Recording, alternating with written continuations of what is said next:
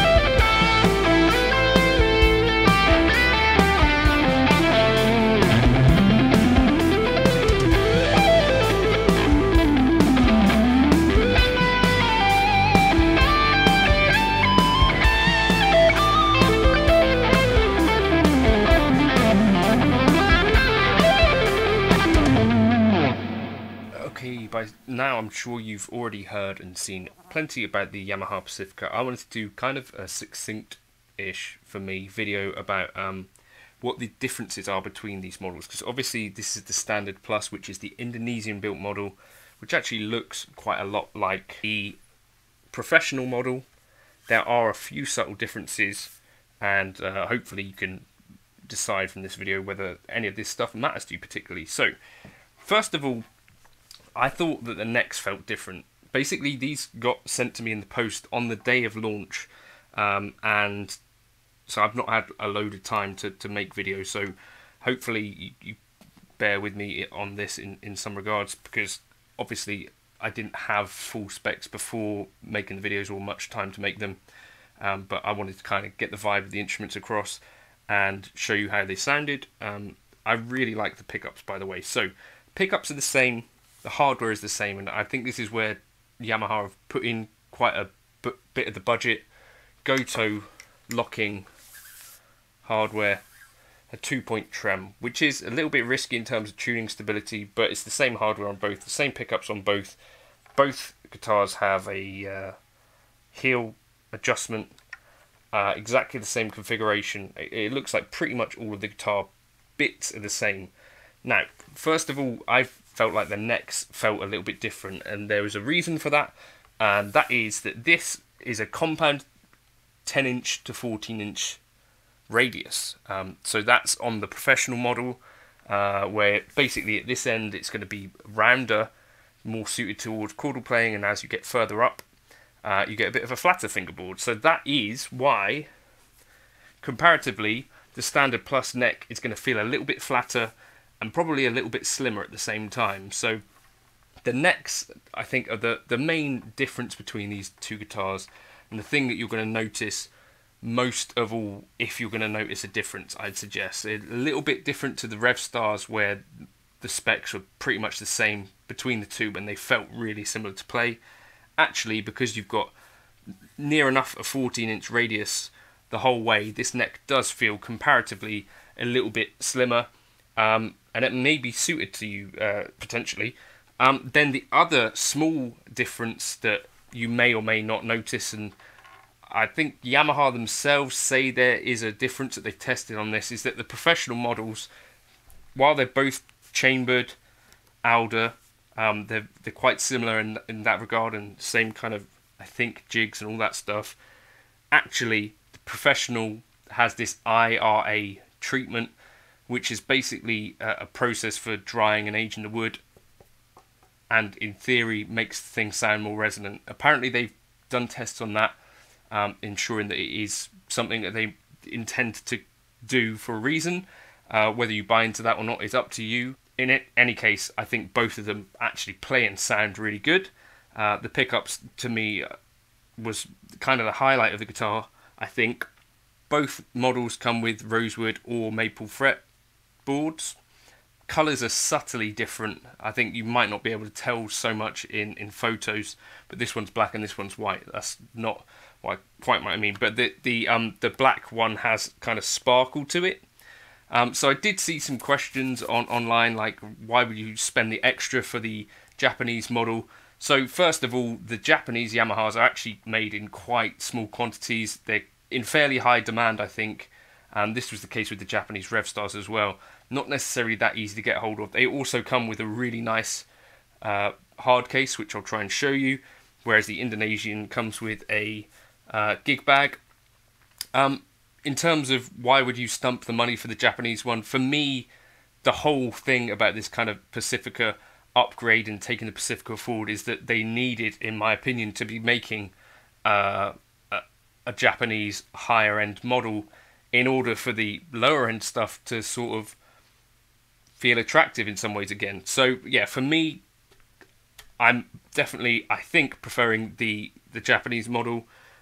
For me, I'm used to playing a 10-inch radius, so having that down at this end of the fretboard is useful. This feels quite modern in some ways. I think both guitars, to me, feel really good.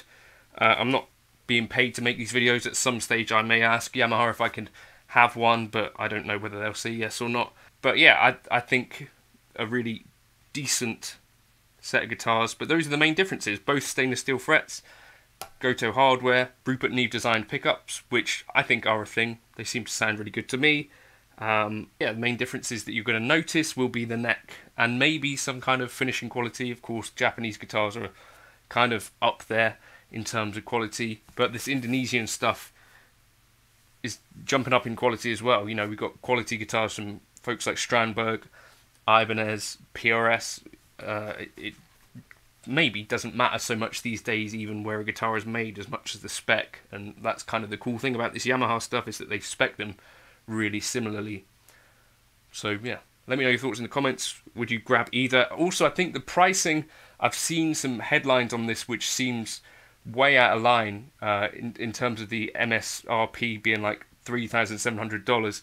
I think the street prices are basically you pay about 1,800-ish for the Japanese model or 1,000-ish for the Indonesian. So, yeah, actually much more reasonable than the kind of headlines are implying, sort of priced around that Ibanez AZ kind of range.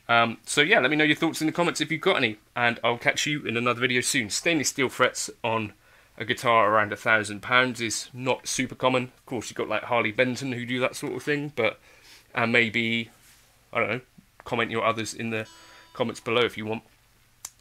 This is the last specific kind of Pacifica video that I'll do about these without kind of using them in other videos, but if you've got other questions, feel free to drop them. But I just wanted to kind of clearly lay out what the differences might be and what you might notice. There's just a couple of little bits that may or may not make or break the guitar for you. I think for me, that neck on the Professional would be the reason for going in that direction, because the 10-inch radius suits me, I think, a lot better than the totally flat radius. Well, not totally flat, but you get what I mean, quite flat.